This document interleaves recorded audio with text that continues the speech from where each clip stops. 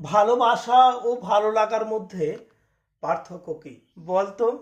ভালো তখন দাদা ছোট বোনকে বলছে, দেখ তুই প্রত্যেক দিন আমার ব্যাগ থেকে কিন্তু চকলেট চুরি করে খাস, খাস তো, কিন্তু আমি কিন্তু জানি তুই আমার ব্যাগ থেকে চকলেট চুরি করে খাস, কিন্তু তার সত্ত্বেও আমি কিন্তু ওই ব্যাগেই চকলেট রাখি। এটাই ভালোবাসা। আসলে আর কিচ্ছু নয়, এটাই ভালোবাসা। তুই চকলেট চুরি করে খাস জেনেও আমি সেই ব্যাগেই চকলেট রাখি। ভালোবাসা অসীম অনন্ত। ভালোবাসাকে কখনো কোনো সংজ্ঞা দিয়ে, কোনো অর্থ দিয়ে বিবেচনা করা যায় না। কাজী নজরুল ইসলাম বলেছেন যে ভালোবাসা হচ্ছে, যে ভালোবাসা সত্যিকারের ভালোবাসা, সেই ভালোবাসা হবে অনন্ত অসীম, সমস্ত ধরা ছোঁয়ার বাইরে, যাকে চার দেওয়ালের মাঝেও আটকে রাখা যায় না, যাকে একটা নির্দিষ্ট সীমানাতেও আটকে রাখা যায় না, কোনো শারীরিক চাহিদা মানসিক চাহিদা তার মধ্যে পোষণ করতে পারে না। এবার কথা হলো, একজন মানুষ আর একজনকে ভালোবাসে, দুজন দুজনের সঙ্গে কখনোই দেখা হয়নি, শুধুমাত্র ফেসবুক হতে পারে, বর্তমান যুগে ফেসবুকের মাধ্যমে তাদের মধ্যে পরিচয় হয়েছে, পৃথিবীর এই প্রান্ত থেকে ওই প্রান্তে। সেই মানুষটা তাকে ভালোবেসে তার জন্মভূমি, তার পরিবার সকলকে ছেড়ে চলে আসছে। আমি বলছি না সে আবেগের বশে করছে না, অনেকে হয়তো আবেগের বশে করে, কিন্তু ভালোবাসা তো আছে। একটা ভালোবাসা, একটা মানুষের প্রতি বিশ্বাস ভরসা না জাগলে সেই মানুষটাকে ভরসা করে একটা দেশ ছেড়ে কখনোই আসা যায় না। কথাটা একটু ঘুরিয়ে বলি, এই দিকে আমি আলোচনা করতে যাইনি।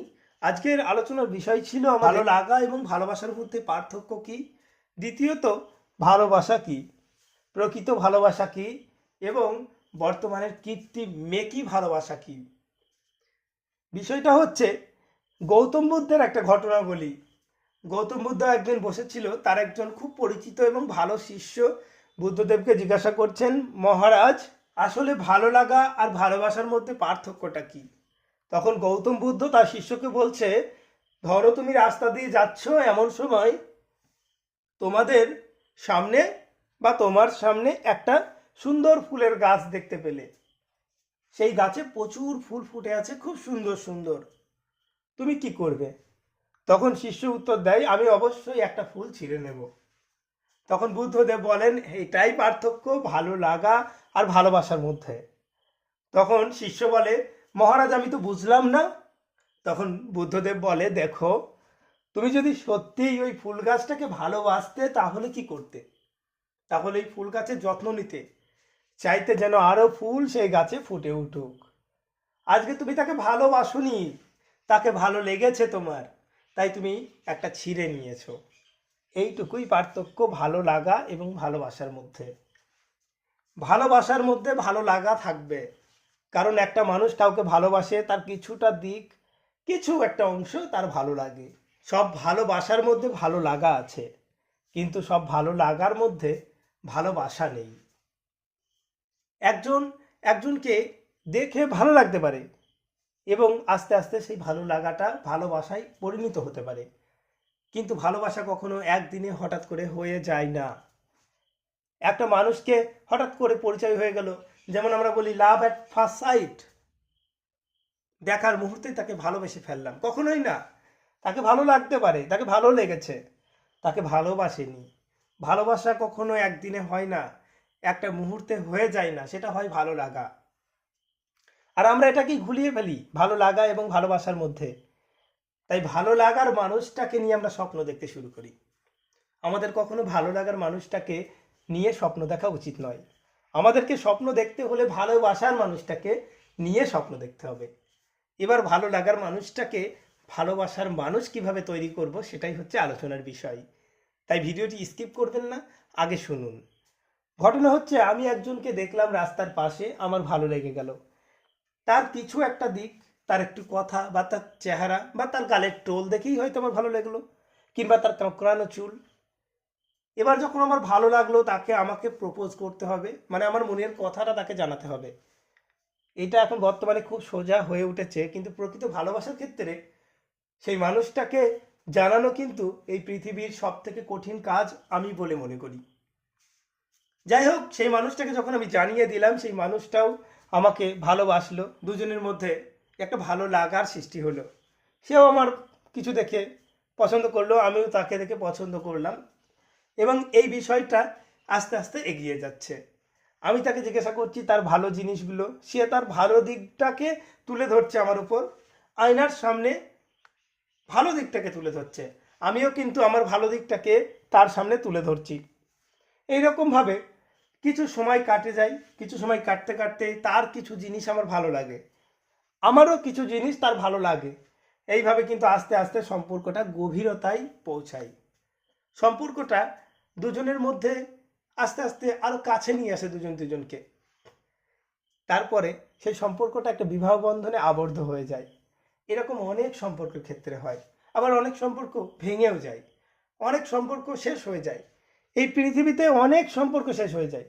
এর প্রধান একটাই কারণ, যে কারণটা হলো যখন সম্পর্কটা শেষ হয় তখন কিন্তু দুজন দুজনের ভালো দিকটা দেখাতে শুরু করে, কিন্তু সম্পর্কটা যখন আস্তে আস্তে বয়স বাড়ে, সম্পর্কটার বয়স বাড়ার সাথে সাথে দুজন দুজনের ভালো দিকের সাথে সাথে খারাপ দিকটা প্রকাশ পায়।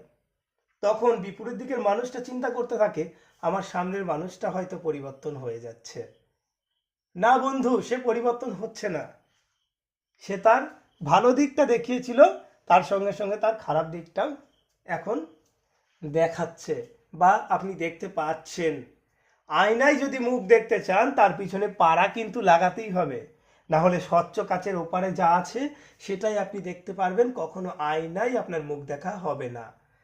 তাই আপনাকে আয়নায় মুখ দেখতে গেলে পাড়া যেমন লাগাতে হয়, মানুষেরও সেই রকম ভালো দিকের সঙ্গে সঙ্গে কিছুটা খারাপ দিকও থাকে। যাকে আপনি ভালোবাসেন তার ভালো দিকের সঙ্গে সঙ্গে তার খারাপ দিকটাকেও গ্রহণ করতে হবে। যাকে আপনি ভালোবাসেন তাকে আপনাকে ক্ষমা করতে শিখতে হবে। কবিগুরু রবীন্দ্রনাথ ঠাকুর বলেছেন, যদি আপনি তাকে ক্ষমাই না করতে পারেন তাহলে কখনো ভালোবাসবেন না। কারণ তাকে ক্ষমা করতে শিখুন, ক্ষমাশীল হন, এবং তাকে তার ভালো দিকটা তার খারাপ দিকটা উভয়টাকে গ্রহণ করতে শিখুন। দেখবেন সম্পর্কটা সুন্দরভাবে মিষ্টিভাবে কেটে যাবে, সম্পর্কটা আস্তে আস্তে আরো সুন্দর হবে। আমাদের অনেক সম্পর্ক কিসের জন্য ভেঙে যায়? জেদ, অহংকার, অতিরিক্ত জেদ, না আমি বলবো না, আমি করব না, আমি এটা করতেই পারি না।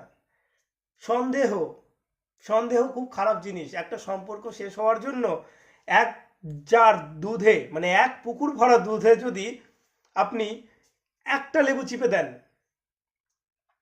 1 ড্রাম দুধে, একটা জারের দুধে যদি আপনি একটা লেবু চিপে দেন বা একটা ফোঁটা লেবু চিপে দেন, তাই বন্ধু তার ভালো দিকটা গ্রহণ করব, তার খারাপ দিকটা গ্রহণ করব।